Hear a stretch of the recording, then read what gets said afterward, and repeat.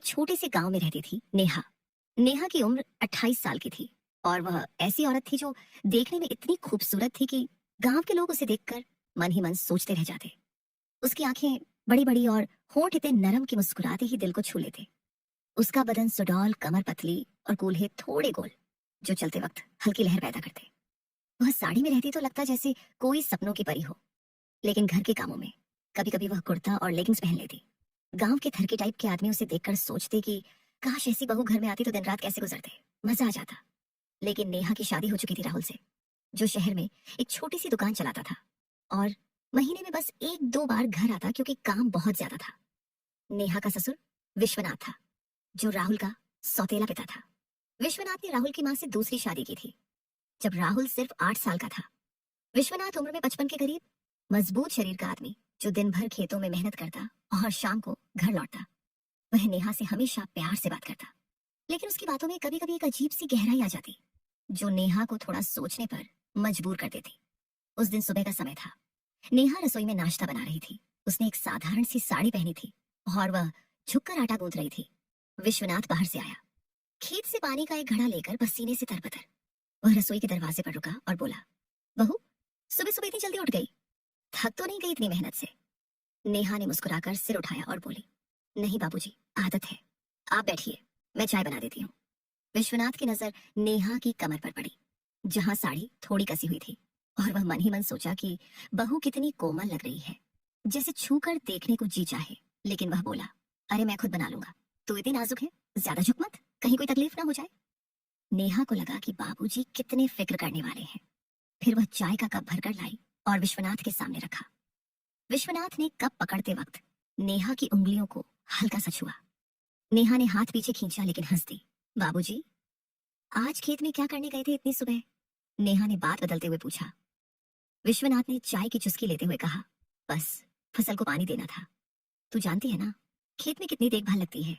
कभी कभी लगता है कि कोई साथी हो तो काम आसान हो जाए, अकेले तो सब मुश्किल लगता है। नेहा ने सोचा कि बाबूजी अकेलेपन की बात कर रहे हैं और वह बोली, हाँ बाबूजी, राहुल भी तो शहर में व्यस्त रहते हैं, मैं हूं ना, अगर कोई छोटा मोटा काम हो तो बता देना। विश्वनाथ की आंखों में एक चमक सी आई। हाँ बहू, तू है तो घर में रौनक है, तेरी मदद से सब हल्का लगता है। फिर दिन चढ़ने लगा। नेहा घर के कामों में लग गई। वह आंगन में झाड़ू लगा रही थी। बालों की चोटी थोड़ी ढीली हो गई थी और झुकते वक्त उसके बाल चेहरे पर आ रहे थे। विश्वनाथ घर के कोने में बैठा पुरानी डायरी देख रहा था, लेकिन उसकी नजर नेहा पर टिकी थी। वह सोच रहा था कि बहू कितनी ताजगी से भरी लग रही है, जैसे कोई नई बहार आई हो। नेहा ने महसूस किया कि बाबूजी देख रहे हैं तो वह बोली, बाबूजी क्या हुआ, कोई बात है? विश्वनाथ ने डायरी बंद की और हंसकर बोला, नहीं बहू, बस तुझे देखकर पुरानी यादें ताजा हो गईं। तेरी सास भी ऐसी ही मेहनती थी, लेकिन तू तो उससे भी ज्यादा चमकदार है। नेहा शर्मा गई, लेकिन खुश भी हुई कि बाबूजी तारीफ कर रहे हैं।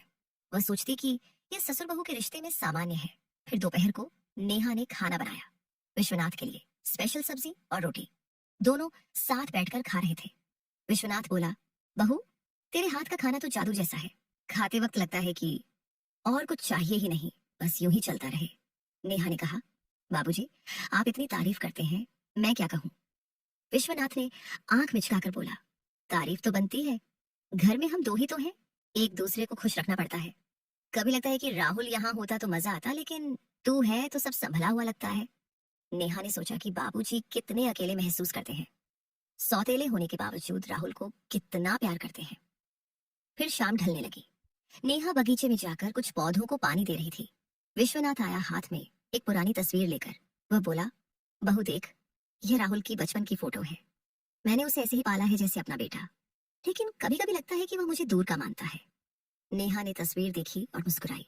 बाबूजी, आप उनको कितना प्यार करते होंगे ना। राहुल भी आपको बहुत मानते हैं, बस काम की वजह से कह नहीं पाते। विश्वनाथ ने नेहा के कंधे पर हाथ रखा, जैसे पिता की तरह, लेकिन स्पर्श थोड़ा लंबा रहा। वह बोला, तू आई है तो लगता है घर पूरा हो गया, तेरी मुस्कान से सब चमक जाता है। नेहा का दिल थोड़ा तेज धड़का, लेकिन वह बोली, बाबूजी, आप ही तो घर की शान है। उतना कह के वह काम में लग गई। फिर रात हो गई। नेहा अपने कमरे में लेटी थी, लेकिन नींद नहीं आ रही थी।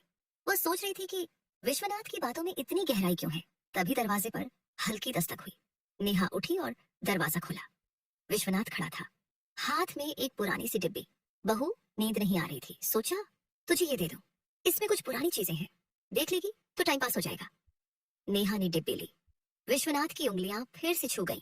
वह बोली, बाबूजी, इतनी रात को क्या है इसमें? विश्वनाथ मुस्कुराया, बस कुछ यादें। कोई चीज समझ ना आए तो मुझसे पूछ लेना। कुछ चीजें ऐसी हैं जो छूकर महसूस होती हैं, देख कर नहीं।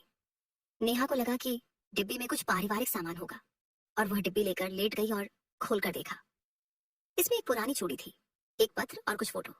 पत्र में विश्वनाथ ने अपनी जिंदगी की कहानी लिखी थी, कैसे वह सौतेला पिता बना। नेहा पढ़ती गई, दिल भर आया। लेकिन एक फोटो में विश्वनाथ जवान थे और उसमें कुछ ऐसी मुस्कान थी जो नेहा को असहज कर गई। वह सोचती रही कि बाबूजी ने ये क्यों दिया। अगली सुबह नेहा उठी। विश्वनाथ पहले ही खेत चला गया था। नेहा ने नाश्ता बनाया और इंतजार करने लगी। विश्वनाथ लौटा तो नेहा बोली, बाबूजी, वो डिब्बी बहुत अच्छी थी। आपकी कहानी पढ़कर पता चला कितनी मुश्किलों से गुजरे हैं। विश्वनाथ ने चाय पीते हुए कहा, हाँ बहू, जीवन में सब होता है। मैंने सोचा तुझे दिखाऊं ताकि तू मुझे और बेहतर समझ सके। कभी कभी लगता है कि करीब से जानना जरूरी है। नेहा की सांस थोड़ी तेज हुई, लेकिन वह बोली, बाबूजी, आप राहुल के बारे में और बताइए। वो छोटे थे तो आप उनके साथ क्या क्या करते थे? विश्वनाथ बैठ गया, यादों में खोकर बोला, राहुल को मैंने स्कूल भेजा, खेल सिखाए। वो सौतेला है, लेकिन मेरा खून नहीं होने से क्या, दिल तो जुड़ा है। कभी वो बीमार पड़ता तो रात भर जागता। तू आई है तो लगता है जैसे कोई बेटी मिल गई। नेहा ने सहानुभूति से कहा, बाबूजी, आप बहुत मजबूत हैं। मैं हूं ना, अब आपका ख्याल रखूंगी। विश्वनाथ की आंखें चमकी। हाँ बहू, तेरी देखभाल से सब ठीक लगता है। दिन बीतते गए। नेहा और विश्वनाथ की बातें बढ़ने लगी। एक दिन नेहा घर की पुरानी अलमारी साफ कर रही थी, ऊपर चढ़कर सामान निकाल रही थी। अचानक उसका पैर फिसला, लेकिन विश्वनाथ ने नीचे से पकड़ लिया, उसकी कमर को थामकर। नेहा का दिल जोर से धड़का। विश्वनाथ का हाथ गर्म था। वह बोली, बाबूजी शुक्रिया, गिर जाती। विश्वनाथ ने हाथ धीरे से हटाया, बोला, बहू सावधान रहना, तेरा बदन इतना मुलायम है, चोट लग जाती तो दर्द होता। नेहा शर्मा गई, लेकिन सोची कि बाबूजी बस चिंता कर रहे हैं। दोनों ने साथ मिलकर अलमारी साफ की। विश्वनाथ नेहा के करीब आता, कभी कंधा छूता, कभी सामान पकड़ाते, वक्त हाथ। नेहा को लगा कि यह सामान्य है। फिर शाम को नेहा ने विश्वनाथ के लिए मीठी खीर बनाई। विश्वनाथ ने खाते हुए कहा, बहू, इतनी मीठी कि जी चाहे और लूं, जीवन में मिठास तेरी तरह होनी चाहिए। नेहा हंसी, बाबूजी, ज्यादा मीठा सेहत के लिए अच्छा नहीं।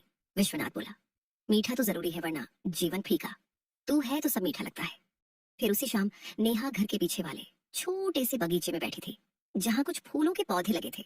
वह एक किताब पढ़ रही थी जो विश्वनाथ ने उसे कुछ दिन पहले दी थी। किताब में पुरानी लोक कथाएं थीं, लेकिन कुछ कहानियां ऐसी थीं जो रिश्तों की गहराई पर थीं, जैसे परिवार में छिपी भावनाएं। नेहा पढ़ते पढ़ते सोच रही थी कि विश्वनाथ इतनी गहरी चीजें क्यों चुनते हैं। तभी विश्वनाथ आया, हाथ में एक छोटा सा उपहार का पैकेट। वो बोला, बहू, शाम को यहाँ बैठी हो, अकेले में क्या सोच रही हो? नेहा ने किताब बंद की और मुस्कुराई, बस बाबूजी, किताब पढ़ रही थी। आपकी दी हुई है ना, अच्छी लग रही है। विश्वनाथ बैठ गया उसके पास, पैकेट देते हुए बोला, ये तेरे लिए, खोल कर देख। नेहा ने खोला। अंदर एक सुंदर सी कंगन थी, पुरानी स्टाइल की लेकिन चमकदार। वह बोली, बाबूजी, इतना सुंदर लेकिन क्यों? विश्वनाथ ने कहा, बस तुझे देखकर लगा कि तेरे हाथों में अच्छा लगेगा, तेरे जैसे नाजुक हाथों पर चमकेगा। नेहा ने कंगन पहना। विश्वनाथ ने मदद की, उसके हाथ को छूते हुए। स्पर्श थोड़ा लंबा रहा। नेहा का मन असहज हुआ, लेकिन वह सोची कि बाबूजी बस प्यार से दे रहे हैं। नेहा बोली, धन्यवाद बाबूजी, लेकिन राहुल को पता चलेगा तो क्या कहेंगे? विश्वनाथ हंसकर बोला, राहुल को क्या, वो तो खुश होगा कि मैं अपनी बहू का ख्याल रख रहा हूँ। घर में हम हैं, एक दूसरे को खुश रखना तो बनता है। फिर रात को खाना खाते वक्त विश्वनाथ बोला, बहू, आज तूने जो दाल बनाई है वो इतनी स्वादिष्ट है कि जी चाहे चाट लूं। तेरे हाथों में वो बात है जो सब कुछ मजेदार बना देती है। नेहा हंसी और बोली, बाबूजी आप मजाक करते हैं। विश्वनाथ ने गंभीर होकर कहा, मजाक नहीं बहू, सच। कभी कभी लगता है कि तुझे और जानूं, तेरी हर बात, हर मुस्कान। नेहा चुप हो गई, सोचती रही कि बाबूजी का मतलब क्या है। रात को वह अपने कमरे में लेटी, लेकिन नींद नहीं आई। वह सोच रही थी कि विश्वनाथ सौतेले पिता है, लेकिन इतना केयर क्यों? तभी बाहर से आवाज आई। विश्वनाथ घर के आंगन में टहल रहा था। नेहा बाहर आई, बोली, बाबूजी नींद नहीं आ रही। विश्वनाथ मुड़ा, बोला, हाँ बहू, पुरानी यादें सताती हैं। तू आ गई तो अच्छा लगा, आ बैठ, यहाँ बातें करें। दोनों आंगन में बैठे। चांदनी रात थी। विश्वनाथ बोला, बहू, जीवन में कितने राज होते हैं। जैसे मैं सौतेला हूँ लेकिन दिल से नहीं। तू समझती है ना? नेहा ने कहा। हाँ बाबूजी, मैं समझती हूँ, आप अच्छे हैं। विश्वनाथ ने नेहा की तरफ देखा। तू भी बहुत अच्छी है, इतनी कि कभी लगता है करीब आ जाऊं। नेहा का दिल धड़का लेकिन वह बोली, बाबूजी, हमारा रिश्ता पवित्र है। विश्वनाथ हंसकर बोला, हाँ लेकिन प्यार तो प्यार है। मैं तुम्हें अपनी बेटी की तरह प्यार करता हूँ। अगले दिन सुबह नेहा उठी। विश्वनाथ खेत से लौट आया था। वह बोला, बहू, आज मैंने खेत में एक पुरानी चीज खोदी है। देख, हाथ में एक पुराना सिक्का था। नेहा ने देखा, बोली, वाह बाबूजी, ये तो एंटीक लगता है। विश्वनाथ ने कहा, हाँ जैसे तू है, पुरानी लेकिन नई सी। कभी हम दोनों मिलकर खेत में कुछ ढूंढे। नेहा ने हंसकर मना किया, लेकिन मन में सस्पेंस बढ़ गया। दिन भर नेहा काम करती रही। विश्वनाथ घर के कामों में मदद करता। एक बार नेहा पानी भर रही थी। विश्वनाथ ने बाल्टी उठाई, बोला, बहू भारी है, मैं उठा लूं, तेरा बदन इतना नरम, कहीं दर्द ना हो। नेहा ने कहा, बाबूजी, मैं कर लूंगी। लेकिन विश्वनाथ ने पकड़ लिया, उसके करीब आकर। शाम को नेहा ने विश्वनाथ को चाय दी। विश्वनाथ बोला, बहू, तेरी चाय पीकर लगता है कोई जादू हो गया और पीने को मन करता है। नेहा सोचती रही कि बातें क्यों ऐसी हैं। फिर एक दिन विश्वनाथ ने नेहा को एक पुरानी डायरी दी। बोला, बहू, यह मेरी है, पढ़ ले, मेरी जिंदगी जान लेगी। नेहा पढ़ने लगी। उसमें विश्वनाथ की कहानी थी, कैसे वह अकेला रहा, सौतेला पिता बना। लेकिन कुछ पेजों में प्यार की बातें थीं, जैसे कोई छिपी चाहत। नेहा असहज हुई लेकिन पढ़ती गई। रात को विश्वनाथ पूछा, पढ़ी? नेहा बोली, हाँ, दुख हुआ आपकी कहानी से। विश्वनाथ बोला, बहू, अब तू है तो सब ठीक। तुझे देखकर लगता है जीवन नया है। नेहा का मन घबरा रहा था, लेकिन वह चुप रही। दिन गुजरते गए। विश्वनाथ नेहा की तारीफ करता, लेकिन नेहा सोचती कि पिता वाला प्यार है।